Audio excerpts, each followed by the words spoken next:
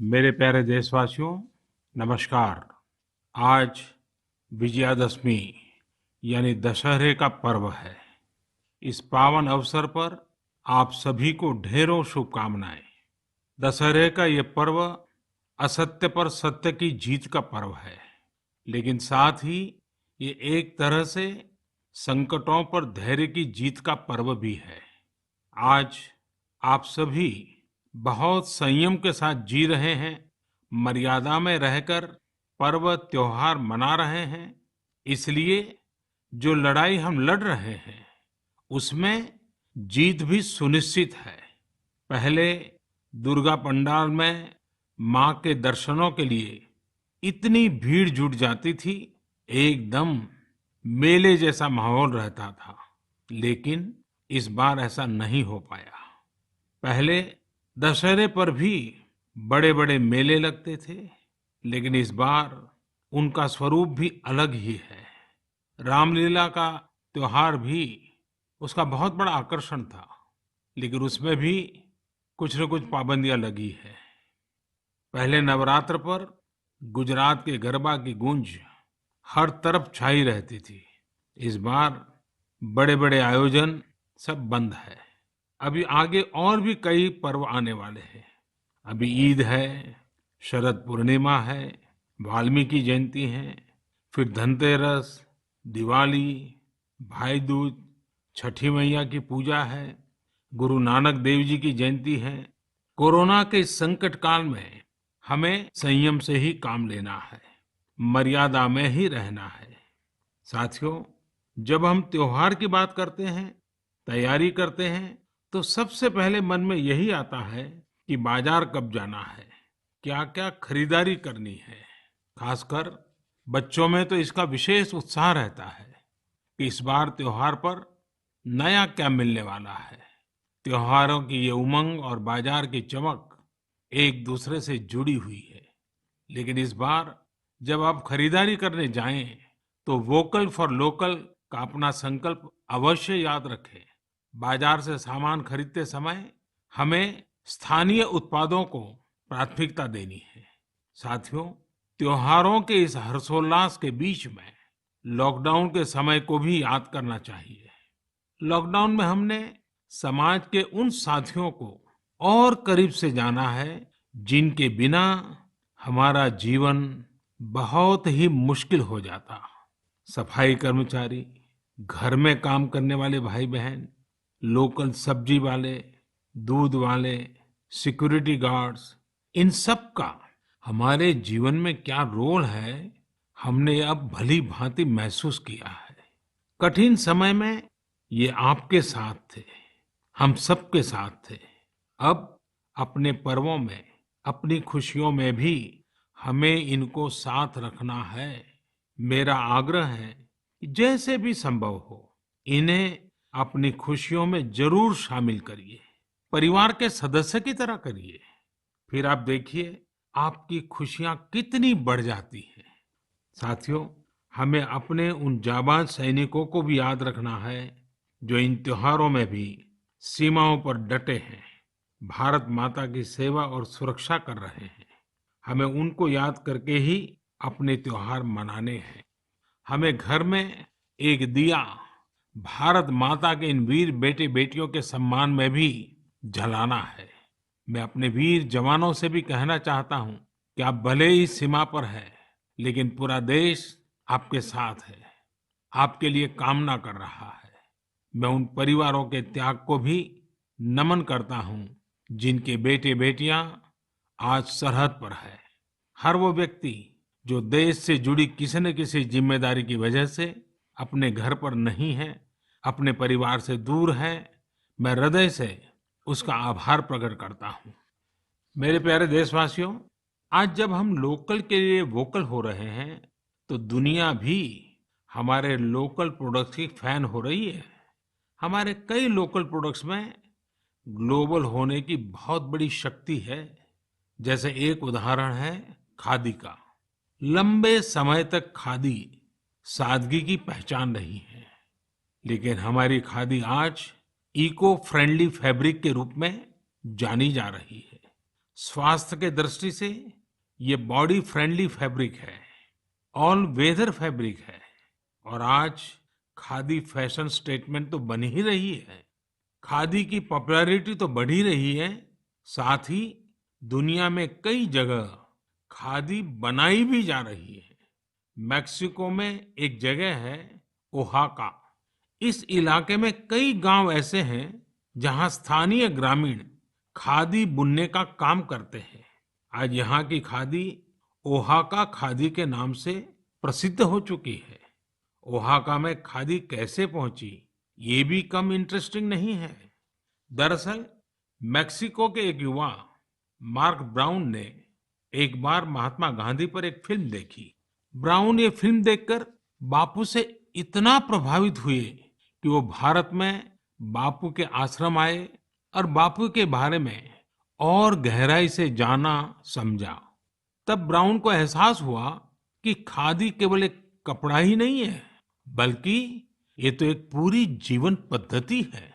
इससे किस तरह से ग्रामीण अर्थव्यवस्था और आत्मनिर्भरता का दर्शन जुड़ा है, ब्राउन इससे बहुत प्रभावित हुए। यहीं से ब्राउन ने ठाना कि वो मेक्सिको में जाकर खादी का काम शुरू करेंगे। उन्होंने मेक्सिको के ओहाका में ग्रामीणों को खादी का काम सिखाया, उन्हें प्रशिक्षित किया और आज ओहाका खादी एक ब्रांड बन गया है। इस प्रोजेक्ट की वेबसाइट पर लिखा है द सिंबल ऑफ धर्म इन मोशन। इस वेबसाइट में मार्क ब्राउन का बहुत ही दिलचस्प इंटरव्यू भी मिलेगा। वे बताते हैं कि शुरू में लोग खादी को लेकर संदेह में थे, परंतु आखिरकार इसमें लोगों की दिलचस्पी बढ़ी और इसका बाजार तैयार हो गया। ये कहते हैं ये राम राज्य से जुड़ी बातें हैं।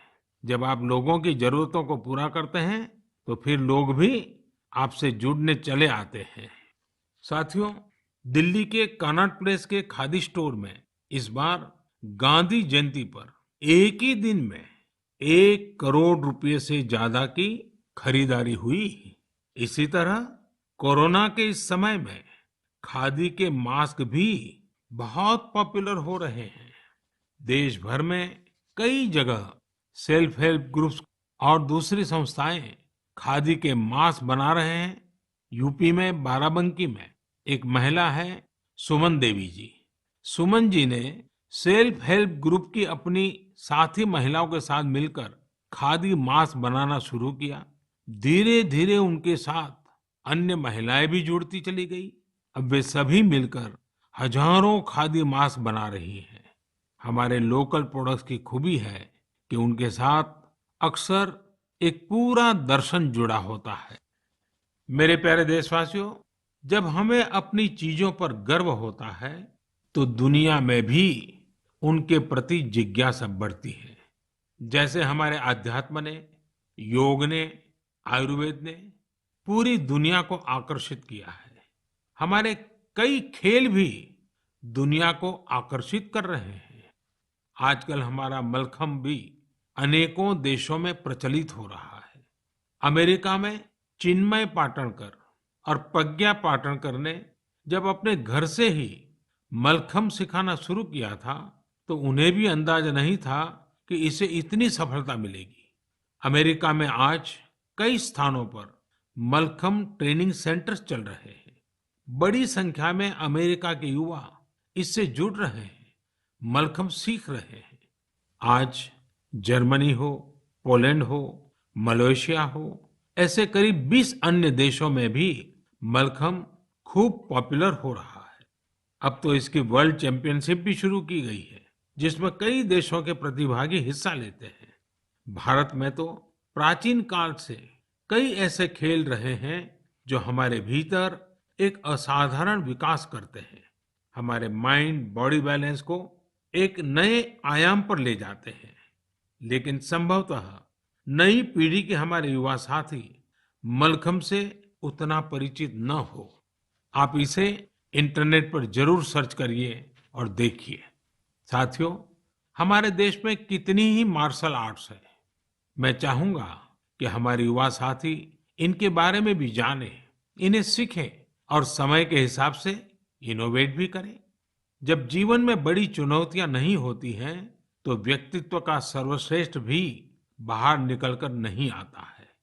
इसलिए अपने आप को हमेशा चैलेंज करते रहिए। मेरे प्यारे देशवासियों, कहा जाता है learning is growing.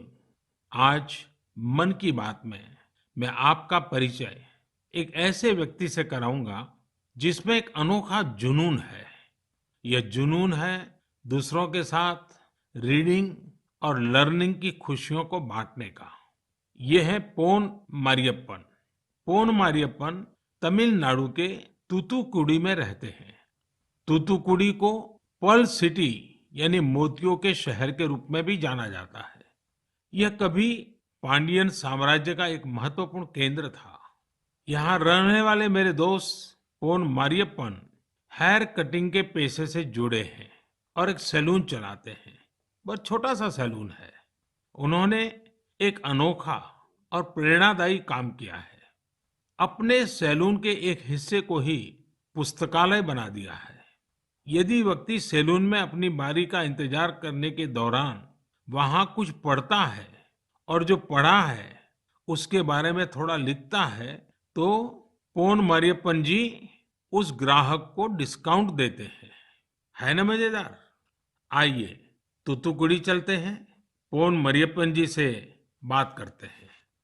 Pon Mariyappan ji, वणक्कम, नल्ला इरकिंगड़ा। மாண்புமிகு பிரதமர் ஐயாவுக்கு வணக்கம்.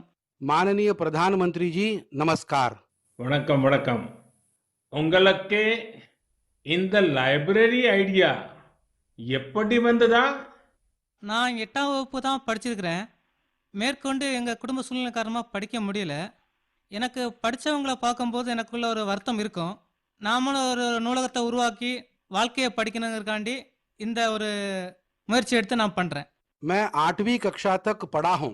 उसके आगे मेरी पारिवारिक परिस्थितियों के कारण मैं अपनी पढ़ाई को आगे बढ़ा न सका। जब मैं पढ़े लिखे आदमियों को देखता हूँ तब मेरे मन में एक कमी महसूस हो रही थी। इसलिए मेरे मन में ये आया कि हम क्यों न एक पुस्तकालय स्थापित करें और उससे बहुत से लोगों को ये लाभ होगा। यही मेरे लिए एक प्रेरणा बनी। உங்களுக்கு எந்த புத்தகம் பிடிக்கும்? எனக்கு திருக்குறள் ரொம்ப பிடிக்கும். मुझे तिरुकुरल बहुत प्रिय है। ஓ உங்ககிட்ட பேசியதில் எனக்கு ரொம்ப மகிழ்ச்சி. நல்வாழ்த்துக்கள். எனக்கும் மாண்புமிகு பிரதமர் ஐயாட்ட பேசுறது ரொம்ப ரொம்ப மகிழ்ச்சியாக இருக்கிறது. मैं भी माननीय प्रधानमंत्री जी से बात करते हुए अति प्रसन्नता महसूस कर रहा हूँ। अगेन नलवाड़तुकल। நன்றிங்க ஐயா. धन्यवाद प्रधानमंत्री जी। Thank you. हमने अभी पोन मारियप्पन जी से बात की। देखिए कैसे वो लोगों के बालों को तो संवारते ही हैं, उन्हें अपना जीवन संवारने का भी अवसर देते हैं। थिरुकुरल की लोकप्रियता के बारे में सुनकर बहुत अच्छा लगा। थिरुकुरल की लोकप्रियता के बारे में आप सबने भी सुना। आज हिंदुस्तान की सभी भाषाओं में थिरुकुरल उपलब्ध है। अगर मौका मिले तो जरूर पढ़ना चाहिए। जीवन के लिए वह एक प्रकार से मार्गदर्शक है। साथियों, लेकिन आपको यह जानकर खुशी होगी कि पूरे भारत में अनेक लोग हैं जिन्हें ज्ञान के प्रसार से अपार खुशी मिलती है। ये वो लोग हैं जो हमेशा इस बात के लिए तत्पर रहते हैं कि हर कोई पढ़ने के लिए प्रेरित हो। मध्य प्रदेश के सिंगरौली की शिक्षिका उषा दुबे जी ने तो स्कूटी को ही मोबाइल लाइब्रेरी में बदल दिया है। वे प्रतिदिन अपने चलते फिरते पुस्तकालय के साथ किसी न किसी गांव में पहुंच जाती है और वहां बच्चों को पढ़ाती है। बच्चे उन्हें प्यार से किताबों वाली दीदी कहकर बुलाते हैं। इस साल अगस्त में अरुणाचल प्रदेश के निरजुली के रायो विलेज में एक सेल्फ हेल्प लाइब्रेरी बनाई गई है। दरअसल यहाँ की मीना गुरुंग और दिवांग होसाई को जब पता चला कि कस्बे में कोई लाइब्रेरी नहीं है, तो उन्होंने इसकी फंडिंग के लिए हाथ बढ़ाया। आपको ये जानकर हैरानी होगी कि इस लाइब्रेरी के लिए कोई मेंबरशिप फी नहीं है, कोई भी व्यक्ति 2 हफ्ते के लिए किताब ले जा सकता है, पढ़ने के बाद उसे वापस करना होता है। ये लाइब्रेरी सातों दिन 24 घंटे खुली रहती है। आस पड़ोस के अभिभावक यह देखकर काफी खुश हैं कि उनके बच्चे किताब पढ़ने में जुटे हैं, खासकर उस समय जब स्कूलों ने भी ऑनलाइन क्लासेस शुरू कर दी है। वहीं चंडीगढ़ में एक एनजीओ चलाने वाले संदीप कुमार जी ने एक मिनी वैन में मोबाइल लाइब्रेरी बनाई है। इसके माध्यम से गरीब बच्चों को पढ़ने के लिए मुफ्त में बुक्स दी जाती हैं। इसके साथ ही गुजरात के भावनगर की भी 2 संस्थाओं के बारे में जानता हूँ जो बेहतरीन कार्य कर रही है। उनमें से एक है विकास वर्तुल ट्रस्ट। यह संस्था प्रतियोगी परीक्षाओं की तैयारी करने वाले विद्यार्थियों के लिए बहुत मददगार है। यह ट्रस्ट 1975 से काम कर रहा है और ये 5000 पुस्तकों के साथ 140 से अधिक मैगजीन उपलब्ध कराता है। ऐसी एक संस्था पुस्तक परब है। ये इनोवेटिव प्रोजेक्ट है जो साहित्यिक पुस्तकों के साथ ही दूसरी किताबें निशुल्क उपलब्ध कराते हैं। इस लाइब्रेरी में आध्यात्मिक, आयुर्वेदिक उपचार और कई अन्य विषयों से संबंधित पुस्तकें भी शामिल है। यदि आपको इस तरह की और प्रयासों के बारे में कुछ पता है तो मेरा आग्रह है कि आप उसे सोशल मीडिया पर जरूर साझा करें। ये उदाहरण पुस्तक पढ़ने या पुस्तकालय खोलने तक ही सीमित नहीं है, बल्कि यह उस नए भारत की भावना का भी प्रतीक है जिसमें समाज के विकास के लिए हर क्षेत्र और हर तबके के लोग नए नए और इनोवेटिव तरीके अपना रहे हैं। गीता में कहा गया है, न ही ज्ञानेन सदृशम पवित्र मिह विद्यते, अर्थात ज्ञान के समान संसार में कुछ भी पवित्र नहीं है। मैं ज्ञान का प्रसार करने वाले, ऐसे नेक प्रयास करने वाले सभी महानुभावों का हृदय से अभिनंदन करता हूँ। मेरे प्यारे देशवासियों, कुछ ही दिनों बाद सरदार वल्लभ भाई पटेल जी की जन्म जयंती 31 अक्टूबर को हम सब राष्ट्रीय एकता दिवस के तौर पर मनाएंगे। मन की बात में पहले भी हमने सरदार पटेल पर विस्तार से बात की है। हमने उनके विराट व्यक्तित्व के कई आयामों पर चर्चा की है। बहुत कम लोग मिलेंगे जिनके व्यक्तित्व में एक साथ कई सारे तत्व मौजूद हो। वैचारिक गहराई, नैतिक साहस, राजनीतिक विलक्षणता, कृषि क्षेत्र का गहरा ज्ञान और राष्ट्रीय एकता के प्रति समर्पण भाव। क्या आप सरदार पटेल के बारे में एक बात जानते हैं जो उनके सेंस ऑफ ह्यूमर को दर्शाती है? जरा उस लौह पुरुष की छवि की कल्पना कीजिए जो राजे रजवाड़ों से बात कर रहे थे, पूज्य बापू के जन आंदोलन का प्रबंधन कर रहे थे, साथ ही अंग्रेजों से लड़ाई भी लड़ रहे थे, और इन सब के बीच भी उनका सेंस ऑफ ह्यूमर पूरे रंग में होता था।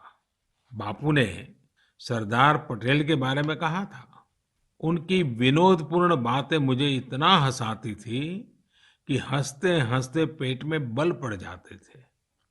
ऐसा दिन में एक बार नहीं, कई कई बार होता था। इसमें हमारे लिए भी एक सीख है। परिस्थितियां कितनी भी विषम क्यों न हो, अपने सेंस ऑफ ह्यूमर को जिंदा रखिए। यह हमें सहज तो रखेगा ही, हम अपनी समस्या का समाधान भी निकाल पाएंगे। सरदार साहब ने यही तो किया था। मेरे प्यारे देशवासियों, सरदार पटेल ने अपना पूरा जीवन देश की एकजुटता के लिए समर्पित कर दिया। उन्होंने भारतीय जनमानस को स्वतंत्रता आंदोलन से जोड़ा। उन्होंने आजादी के साथ किसानों के मुद्दों को जोड़ने का काम किया। उन्होंने राजे रजवाड़ों को हमारे राष्ट्र के साथ एक करने का काम किया। ये विविधता में एकता के मंत्र को हर भारतीय के मन में जगा रहे थे। साथियों, आज हमें अपनी वाणी, अपने व्यवहार, अपने कर्म से हर पल उन सब चीजों को आगे बढ़ाना है जो हमें एक करे, जो देश के एक भाग में रहने वाले नागरिक के मन में दूसरे कोने में रहने वाले नागरिक के लिए सहजता और अपनत्व का भाव पैदा कर सके। हमारे पूर्वजों ने सदियों से यह प्रयास निरंतर किए हैं। अब देखिए, केरल में जन्मे पूज्य आदि शंकराचार्य जी ने भारत की चारों दिशाओं में 4 महत्वपूर्ण मठों की स्थापना की। उत्तर में बद्रिकाश्रम, पूर्व में पुरी, दक्षिण में श्रृंगेरी और पश्चिम में द्वारिका। उन्होंने श्रीनगर की यात्रा भी की। यही कारण है कि वहां एक शंकराचार्य हिल है।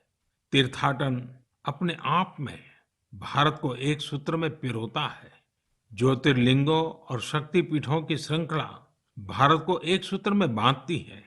त्रिपुरा से लेकर गुजरात तक, जम्मू कश्मीर से लेकर तमिलनाडु तक स्थापित हमारी आस्था के केंद्र हमें एक करते हैं। भक्ति आंदोलन पूरे भारत में एक बड़ा जन आंदोलन बन गया, जिसने हमें भक्ति के माध्यम से एकजुट किया।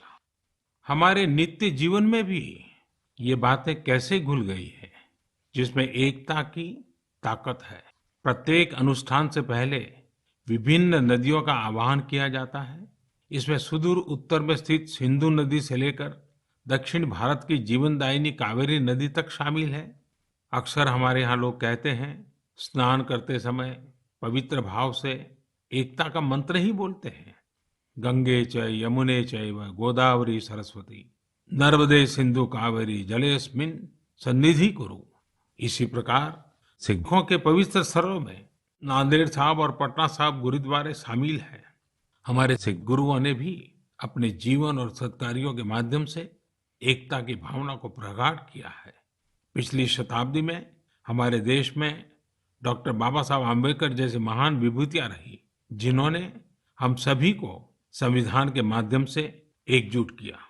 साथियों, unity is power, unity is strength, unity is progress, unity is empowerment, united we will scale new heights. वैसे ऐसी ताकतें भी मौजूद रही हैं जो निरंतर हमारे मन में संदेह का बीज बोने की कोशिश करते रहते हैं, देश को बांटने का प्रयास करते हैं। देश ने भी हर बार इन बद इरादों का मुंहतोड़ जवाब दिया है। हमें निरंतर अपनी क्रिएटिविटी से, प्रेम से, हर पल प्रयास पूर्वक अपने छोटे से छोटे कामों में एक भारत श्रेष्ठ भारत के खूबसूरत रंगों को सामने लाना है। एकता के नए रंग भरने हैं और हर नागरिक को भरने हैं। इस संदर्भ में मैं आप सब से एक वेबसाइट देखने का आग्रह करता हूं, ekbharat.gov.in। इसमें नेशनल इंटीग्रेशन की हमारी मुहिम को आगे बढ़ाने के कई प्रयास दिखाई देंगे। इसका एक दिलचस्प कॉर्नर है आज का वाक्य। इस सेक्शन में हम हर रोज एक वाक्य को अलग अलग भाषाओं में कैसे बोलते हैं यह सीख सकते हैं। आप इस वेबसाइट के लिए कंट्रीब्यूट भी करें। जैसे हर राज्य और संस्कृति में अलग अलग खान पान होता है। ये व्यंजन स्थानीय स्तर के खास इंग्रेडिएंट्स यानी अनाज और मसालों से बनाए जाते हैं। क्या हम इन लोकल फूड की रेसिपी को लोकल इंग्रेडिएंट्स के नामों के साथ एक भारत श्रेष्ठ भारत वेबसाइट पर शेयर कर सकते हैं? यूनिटी और इम्यूनिटी को बढ़ाने के लिए इससे बेहतर तरीका और क्या हो सकता है? साथियों, इस महीने की 31 तारीख को मुझे केवड़िया में ऐतिहासिक स्टैच्यू ऑफ यूनिटी पर हो रहे कई कार्यक्रमों में शामिल होने का अवसर मिलेगा। आप लोग भी जरूर जुड़िएगा। मेरे प्यारे देशवासियों, 31 अक्टूबर को हम वाल्मीकि जयंती भी मनाएंगे। मैं महर्षि वाल्मीकि को नमन करता हूं और इस खास अवसर के लिए देशवासियों को हार्दिक शुभकामनाएं देता हूं। महर्षि वाल्मीकि के महान विचार करोड़ों लोगों को प्रेरित करते हैं, शक्ति प्रदान करते हैं। वे लाखों करोड़ों गरीबों और दलितों के लिए बहुत बड़ी उम्मीद है। उनके भीतर आशा और विश्वास का संचार करते हैं। वो कहते हैं, किसी भी मनुष्य की इच्छा शक्ति अगर उसके साथ हो तो वह कोई भी काम बड़ी आसानी से कर सकता है। यह इच्छा शक्ति ही है जो कई युवाओं को असाधारण कार्य करने की ताकत देती है। महर्षि वाल्मीकि ने सकारात्मक सोच पर बल दिया। उनके लिए सेवा और मानवीय गरिमा का स्थान सर्वोपरि है। महर्षि वाल्मीकि के आचार, विचार और आदर्श आज न्यू इंडिया के हमारे संकल्प के लिए प्रेरणा भी है और दिशा निर्देश भी है। हम महर्षि वाल्मीकि के प्रति सदैव कृतज्ञ रहेंगे कि उन्होंने आने वाली पीढ़ियों के मार्गदर्शन के लिए रामायण जैसे महाग्रंथ की रचना की। 31 अक्टूबर को भारत के पूर्व प्रधानमंत्री श्रीमती इंदिरा गांधी जी को हमने खो दिया। मैं आदरपूर्वक उनको श्रद्धांजलि देता हूँ। मेरे प्यारे देशवासियों, आज कश्मीर का पुलवामा पूरे देश को पढ़ाने में महत्वपूर्ण भूमिका निभा रहा है। आज देश भर में बच्चे अपना होमवर्क करते हैं, नोट्स बनाते हैं, तो कहीं न कहीं इसके पीछे पुलवामा के लोगों की कड़ी मेहनत भी है। कश्मीर घाटी पूरे देश की करीब करीब 90% पेंसिल स्लेट लकड़ी की पट्टी की मांग को पूरा करती है और उसमें बहुत बड़ी हिस्सेदारी पुलवामा की है। एक समय में हम लोग विदेशों से पेंसिल के लिए लकड़ी मंगाते थे, लेकिन अब हमारा पुलवामा इस क्षेत्र से देश को आत्मनिर्भर बना रहा है। वास्तव में पुलवामा के ये पेंसिल स्टेट्स के बीच के गैप्स को कम कर रहे हैं। घाटी की चिनार की लकड़ी में हाई मॉइस्चर कंटेंट और सॉफ्टनेस होती है, जो पेंसिल के निर्माण के लिए उसे सबसे सूटेबल बनाती है। पुलवामा में उक्खू को पेंसिल विलेज के नाम से जाना जाता है। यहाँ पेंसिल स्लेट निर्माण की कई इकाइयां हैं जो रोजगार उपलब्ध करा रही हैं और इनमें काफी संख्या में महिलाएं काम करती हैं। साथियों, पुलवामा की अपनी यह पहचान तब स्थापित हुई है जब यहाँ के लोगों ने कुछ नया करने की ठानी, काम को लेकर रिस्क उठाया और खुद को उसके प्रति समर्पित कर दिया। ऐसे ही कर्मठ लोगों में से एक है मंजूर अहमद अलाई। पहले मंजूर भाई लकड़ी काटने वाले एक सामान्य मजदूर थे। मंजूर भाई कुछ नया करना चाहते थे ताकि उनके आने वाली पीढ़ियां गरीबी में न जिए। उन्होंने अपनी पुश्तैनी जमीन बेच दी और एप्पल वुडन बॉक्स यानी सेब रखने वाले लकड़ी के बक्से बनाने की यूनिट शुरू की। वे अपने छोटे से बिजनेस में जुटे हुए थे। तभी मंजूर भाई को कहीं से पता चला कि पेंसिल निर्माण में पॉपुलर वुड यानी चिनार की लकड़ी का उपयोग शुरू किया गया है। ये जानकारी मिलने के बाद मंजूर भाई ने अपनी उद्यमिता का परिचय देते हुए कुछ फेमस पेंसिल मैन्युफैक्चरिंग यूनिट्स को पॉपुलर वुडन बॉक्स की आपूर्ति शुरू की। मंजूर जी को ये बहुत फायदेमंद लगा और उनकी आमदनी भी अच्छी खासी बढ़ने लगी। समय के साथ उन्होंने पेंसिल स्लेट मैन्युफैक्चरिंग मशीनरी ले ली और उसके बाद उन्होंने देश की बड़ी बड़ी कंपनियों को पेंसिल स्लेट की सप्लाई शुरू कर दी। आज मंजूर भाई के इस बिजनेस का टर्नओवर करोड़ों में है और वे लगभग 200 लोगों को आजीविका भी दे रहे हैं। आज मन की बात के जरिए समस्त देशवासियों की ओर से मैं मंजूर भाई समेत पुलवामा के मेहनतकश भाई बहनों को और उनके परिवार वालों को उनकी प्रशंसा करता हूँ। आप सब देश के यंग माइंड्स को शिक्षित करने के लिए अपना बहुमूल्य योगदान दे रहे हैं। मेरे प्यारे देशवासियों, लॉकडाउन के दौरान टेक्नोलॉजी बेस्ड सर्विस डिलीवरी के कई प्रयोग हमारे देश में हुए हैं और अब ऐसा नहीं रहा कि बहुत बड़ी टेक्नोलॉजी और लॉजिस्टिक्स कंपनियां ही यह कर सकती है। झारखंड में ये काम महिलाओं के सेल्फ हेल्प ग्रुप ने करके दिखाया है। इन महिलाओं ने किसानों के खेतों से सब्जियां और फल लिए और सीधे घरों तक पहुंचाए। इन महिलाओं ने आजीविका फार्म फ्रेश नाम से एक ऐप बनवाया, जिसके जरिए लोग आसानी से सब्जियां मंगा सकते थे। इस पूरे प्रयास से किसानों को अपनी सब्जियां और फलों के अच्छे दाम मिले और लोगों को भी फ्रेश सब्जियां मिलती रही। वहां आजीविका फार्म फ्रेश ऐप का आइडिया बहुत पॉपुलर हो रहा है। लॉकडाउन में इन्होंने 50 लाख रुपए से भी ज्यादा के फल सब्जियां लोगों तक पहुंचाई हैं। साथियों, एग्रीकल्चर सेक्टर में नई संभावनाएं बनता देख हमारे युवा भी काफी संख्या में इससे जुड़ने लगे हैं। मध्य प्रदेश के बड़वानी में अतुल पाटीदार अपने क्षेत्र के 4000 किसानों को डिजिटल रूप से जोड़ चुके हैं। ये किसान अतुल पाटीदार के ई प्लेटफॉर्म फार्म कार्ड के जरिए खेती के सामान जैसे खाद, बीज, पेस्टिसाइड, फंगिसाइड आदि की होम डिलीवरी पा रहे हैं। यानी किसानों को घर तक उनकी जरूरत की चीजें मिल रही हैं। इस डिजिटल प्लेटफॉर्म पर आधुनिक कृषि उपकरणों भी किराए पर मिल जाते हैं। लॉकडाउन के समय भी इस डिजिटल प्लेटफॉर्म के जरिए किसानों को हजारों पैकेट डिलीवरी किए गए, जिसमें कपास और सब्जियों के बीज भी थे। अतुल जी और उनकी टीम किसानों को तकनीकी रूप से जागरूक कर रही हैं, ऑनलाइन पेमेंट और खरीदारी सिखा रही है। साथियों, इन दिनों महाराष्ट्र की एक घटना पर मेरा ध्यान गया। वहां एक फार्मर प्रोड्यूसर कंपनी ने मक्के की खेती करने वाले किसानों से मक्का खरीदा। कंपनी ने किसानों को इस बार मूल्य के अतिरिक्त बोनस भी दिया। किसानों को भी एक सुखद आश्चर्य हुआ।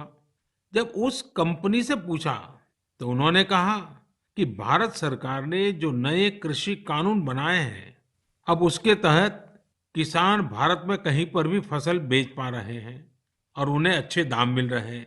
इसलिए उन्होंने सोचा कि इस एक्स्ट्रा प्रॉफिट को किसानों के साथ भी बांटना चाहिए। उस पर उनका भी हक है और उन्होंने किसानों को बोनस दिया है। साथियों, बोनस अभी भले ही छोटा हो, लेकिन ये शुरुआत बहुत बड़ी है। इससे हमें पता चलता है कि नए कृषि कानून से जमीनी स्तर पर किस तरह के बदलाव किसानों के पक्ष में आने की संभावनाएं भरी पड़ी है। मेरे प्यारे देशवासियों, आज मन की बात में देशवासियों की असाधारण उपलब्धियां, हमारे देश, हमारी संस्कृति के अलग अलग आयामों पर आप सबसे बात करने का अवसर मिला। हमारा देश प्रतिभावान लोगों से भरा हुआ है। अगर आप भी ऐसे लोगों को जानते हो तो उनके बारे में बात कीजिए, लिखिए और उनकी सफलताओं को शेयर कीजिए। आने वाले त्योहारों की आपको और आपके पूरे परिवार को बहुत बहुत बधाई। लेकिन एक बात याद रखिए और त्योहारों में जरा विशेष रूप से याद रखिए, मास्क पहनना है, हाथ साबुन से धोते रहना है, 2 गज की दूरी बनाए रखनी है। साथियों, अगले महीने फिर आपसे मन की बात होगी। बहुत बहुत धन्यवाद।